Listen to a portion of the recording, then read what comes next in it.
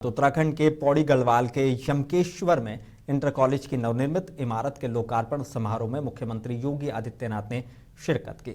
CM योगी ने यमकेश्वर महादेव की पावन धरती को नमन करते हुए कॉलेज भवन के उद्घाटन की मुबारकबाद दी। उन्होंने कहा कि जल्द ही फर्नीचर और जरूरी सुविधाएं भी उपलब्ध कराई जाएंगी। सीएम ने कहा कि डबल इंजन सरकार ग्रामीण इलाकों में शिक्षा और स्वास्थ्य ढांचे को मजबूत करने पर लगातार काम कर रही है और उत्तराखंड विकास की नई ऊंचाइयों को छू रहा है। मैं सबसे पहले यमकेश्वर महादेव की इस पावन धरा को नमन करता हूं और आप सबको इंटरमीडिएट कॉलेज यमकेश्वर को इस नवनिर्मित भवन के लोकार्पण के अवसर पर हृदय से बधाई देता हूं। एक भव्य भवन आज आप सबको यहां पर प्राप्त हुआ है और मैं मानता हूं कि अगले 1 महीने में आपको यहां पे अच्छे फर्नीचर भी इसमें मिल जाएंगे, जिससे अन्य जो भी यहाँ की आवश्यकताएं होंगी उन सभी आवश्यकताओं की पूर्ति भी यहाँ पर मिलकर के इस ग्रामीण देवभूमि पर अत्याधुनिक सुविधाओं से युक्त शिक्षा और स्वास्थ्य के इंफ्रास्ट्रक्चर पर जो डबल इंजन की उत्तराखंड सरकार का ध्यान है, उसके अनुरूप सुविधाएं इस विद्यालय में प्राप्त हों, ये सभी आपको प्राप्त होंगी। उत्तर प्रदेश के मुख्यमंत्री योगी आदित्यनाथ इन दिनों उत्तराखंड के दौरे पर हैं। पौड़ी गढ़वाल के यमकेश्वर क्षेत्र में उन्होंने जनता इंटर कॉलेज यमकेश्वर के नवनिर्मित भवन का लोकार्पण किया। इस दौरान उत्तराखंड के मुख्यमंत्री पुष्कर सिंह धामी भी मौजूद रहे और पुष्कर सिंह धामी ने उनका स्वागत किया। दोनों मुख्यमंत्री की मौजूदगी से इलाके में खास उत्साह और खुशी का माहौल देखने को मिला। इस दौरान सीएम धामी ने उत्तर प्रदेश के मुख्यमंत्री योगी आदित्यनाथ की जमकर तारीफ की। सुनिए क्या कुछ कहा।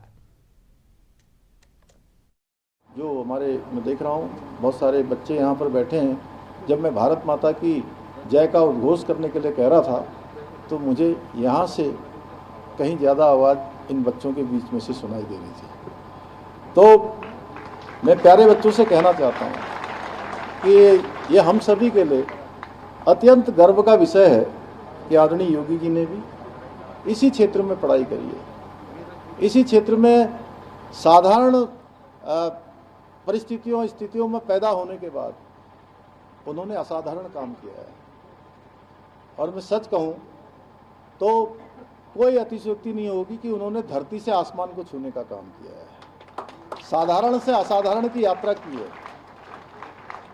और आप सभी की तरह कभी आदरणीय योगी जी भी इसी क्षेत्र में पढ़ते थे। एक छात्र के रूप में एक साधारण परिवार में जन्मे हैं, गांव की मिट्टी में पले बड़े हैं, लेकिन उन्होंने अपने अनुशासन से, अपने परिश्रम से और अडिग संकल्प से संकल्प लेकर उन्होंने असाधारण ऊंचाइयां प्राप्त की हैं और देश के सबसे बड़े राज्य उत्तर प्रदेश के मुख्यमंत्री के रूप में आज सेवा कर रहे हैं।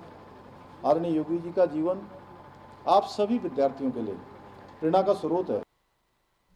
और महोबा से इस वक्त की बड़ी खबर है। चरखारी विधानसभा से भाजपा विधायक ब्रजभूषण उर्फ गुड्डू राजपूत को पार्टी प्रदेश कार्यालय ने कारण बताओ नोटिस जारी किया है। मंत्री स्वतंत्र देव सिंह का रास्ता रोके जाने के मामले में सख्त रुख अपनाते हुए 7 दिन में जवाब मांगा गया है।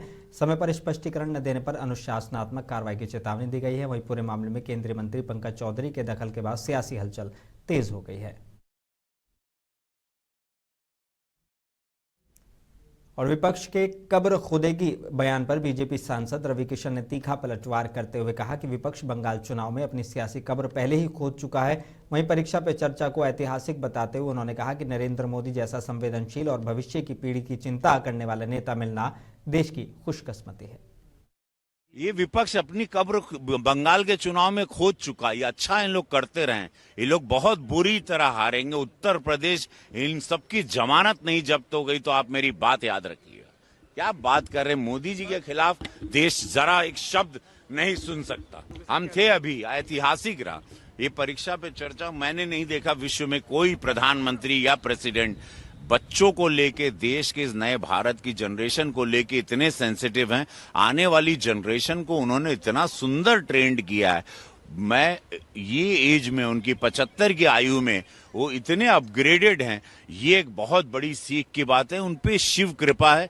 ये कोई बिगर कृपा के कोई व्यक्ति इतना शार्प नहीं हो सकता। प्रधानमंत्री जी की बातें सुन के रोज सीखने मिलता है। हम सब लोग सौभाग्यशाली हैं, भारत सौभाग्यशाली है कि हम लोगों को ऐसे नेता मिले। और काशी में एक ऐसे अधिवक्ता हैं जो कि कई सालों से संस्कृत में कोर्ट में बहस करते हैं। उनका नाम है पंडित श्याम जी ने आज मुंसिफ टीवी के संवाददाता पंकज तिवारी से बातचीत करते हुए बताया कि उन्हें बचपन से ही संस्कृत में ही कोर्ट हो या कोई भी काम, उन्होंने कहा कि संस्कृत में ही करते हैं। वाराणसी प्रधानमंत्री के संसदीय क्षेत्र में बता दूं कि कोर्ट में संस्कृत में अनुवाद करते हैं। उनसे हमारी श्याम जी जिससे आज मुंसफ पे बातचीत होगी। सर, क्या कहना चाहेंगे? अभी तक कोर्ट में आपने संस्कृत में अनुच्छेद करते हुए कितने ऐसे मुकदमे आपने जीत दर्ज की है, उसके लिए हम जानकारी प्राप्त करना चाह रहे हैं आपसे। 1978 ईस्वी से पंजीकृत अधिवक्ता के रूप में काम करते चला आ रहा हूँ और आज तक किसी भी मुकदमा में मैं पराजित नहीं हुआ हूँ। 100% मुकदमा जीत गया हूँ। सरल संस्कृत भाषा का प्रयोग करता हूँ। किसी प्रकार की न्यायालय में कोई कठिनाई नहीं उत्पन्न होती है जी। किसी सरल संस्कृत शब्द के प्रयोग का अगर अर्थ समझ में नहीं आता है पीठासीन अधिकारी को या न्यायालय में विपक्ष के अधिवक्ता को, तो उसका हिंदी में अनुवाद कर देता हूँ या अंग्रेजी में अनुवाद कर देता हूँ जी, और फिर संस्कृत के माध्यम से मुकदमे को आगे बढ़ाते चलता हूँ। गुरुजी, अभी तक कितने ऐसे मुकदमे हैं जो जिसमें आपने जीत दर्ज की है? देखिए भाई, लगभग 1978 से पंजीकृत हुआ तो जोड़ लीजिए 45, 46, 47 साल के लगभग हमारी वकालत हो गई जी, लगभग 50 के आसपास जी। और ऐसी स्थिति में अनगिनत 50 डायरियां हमारे पास हैं। अनगिनत मुकदमों को हमने निर्णित किया है।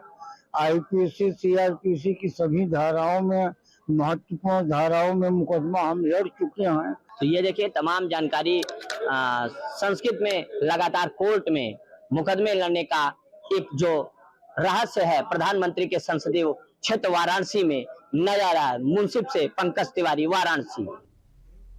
झांसी में एसआईआर यानी स्पेशल इंटेंसिव रिवीजन को लेकर समाजवादी पार्टी के कार्यकर्ताओं ने जोरदार प्रदर्शन किया है। एलाइट चौराहे से कचहरी चौराहे तक निकाले गए विरोध मार्च में सपा कार्यकर्ताओं ने चुनाव आयोग के खिलाफ नारेबाजी की। आरोप लगाया कि एसआईआर की आड़ में खास वर्ग के वोट काटे जा रहे हैं। सपा ने इसे लोकतंत्र के खिलाफ बताते हुए निष्पक्ष जांच और बिना भेदभाव कार्रवाई की मांग की है।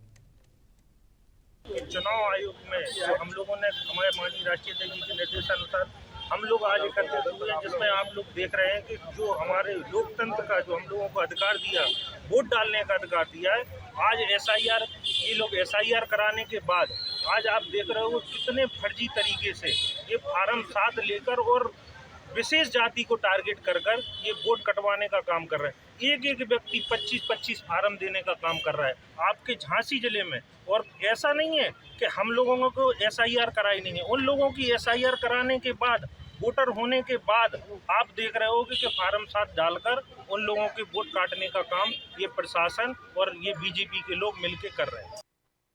और झांसी से हैरान करने वाला मामला सामने आया, जहां एक लुटेरे दूल्हे पर शादी के नाम पर ठगी का आरोप लगा है। आरोप है कि युवक ने 6 साल में 3 शादियां की और हर बार दहेज में मिली नकदी और गहने लेकर पत्नियों को घर से निकाल दिया। अब चौथी शादी की तैयारी की खबर मिलते ही तीनों पत्नियां एसएसपी ऑफिस पहुंच गईं। महिलाओं का आरोप है कि उनसे शादी की सच्चाई छुपाई गई और दहेज के लिए मारपीट हुई। पुलिस ने बबीना थाना इलाके में आरोपी के खिलाफ एफआईआर दर्ज कर जांच शुरू कर दी है। के रहने वाले हैं और सुनील से शादी हुई हमारी घर परिवार के हिसाब से, और ये हुई थी 2023 में। और मारपीट करके हमें भगा दिया था। लड़की पेट में थी, मतलब उसने हमसे घर से निकाल दिया था मारपीट के। दहेज लेने के चक्कर में हमें दहेज चाहिए और 8 लाख की। बाद में ये जानकारी हुई कि इसकी 2 बीवी और हैं। आज हमने एसएसपी ऑफिस की है। हम अपनी माँ के साथ गए थे और उनकी 2 बीवियां और थीं। ये शिकायत की है कि मतलब उसने धोखेबाजी से सबसे शादी की, दान दहेज लेने के चक्कर में सबको छोड़ दिया, मारपीट कर भगा दिया। अब बलरामपुर में मतदाता सूची के विशेष वृद्ध पुनरीक्षण को लेकर सियासी घमासान तेज हो गया। समाजवादी पार्टी ने आरोप लगाया कि पीडीए वर्ग के मतदाताओं के नाम साजिश के तहत काटे जा रहे हैं। तुलसीपुर विधानसभा के एक बीएलओ ने सत्ता पक्ष के दबाव में जबरदस्ती करीब 100 फॉर्म 7 पर हस्ताक्षर कराए जाने की शिकायत की है। पूर्व लोकसभा प्रत्याशी मसूद आलम खां और वरिष्ठ नेता डॉक्टर भानु त्रिपाठी ने इसे लोकतंत्र पर हमला बताया। सपा ने फॉर्म 7 सार्वजनिक करने और दोषियों पर कार्रवाई की मांग की है। क्या नाम है आपका? डॉक्टर भानु त्रिपाठी, पूर्व प्रत्याशी, विधान परिषद सदस्य गोंडा बलरामपुर, जिला पंचायत सदस्य, विधानसभा 291 तुलसीपुर। आज आप लोगों ने ज्ञापन दिया है माननीय जिलाधिकारी महोदय को और अन्य अधिकारियों को, क्या मांग है और उसमें क्या घटना आपने दिखाई है? विधानसभा तुलसीपुर में भाग संख्या 16 पर बीएलओ के ऊपर जबरन दबाव बना के उसको जबरदस्ती तरीके से गाड़ी में बैठा करके और 100 से अधिक फार्मों पे फार्म 7 पे दस्तखत करा लिया गया और पावती लेकर लोग चले गए। इसकी जानकारी हमारे पिछड़ा वर्ग प्रकोष्ठ के प्रदेश सचिव आदरणीय प्रेम यादव जी ने हमारे प्रभारी को, हम लोगों को, सबको सूचना दी और सब लोगों ने आज जिलाधिकारी महोदय को एक ज्ञापन इस संबंध में दिया है। 100 फार्म मुझसे पर दस्तखत कराया गया। हाँ, दस्तखत कराया गया मुझसे। अब 100 फार्म मुझे दस्तखत कराया गया, वही मैं जान रहा हूँ। उन्होंने कहा 11 बजे आकर मुझे कल भेंट कर लेना तुलसीपुर।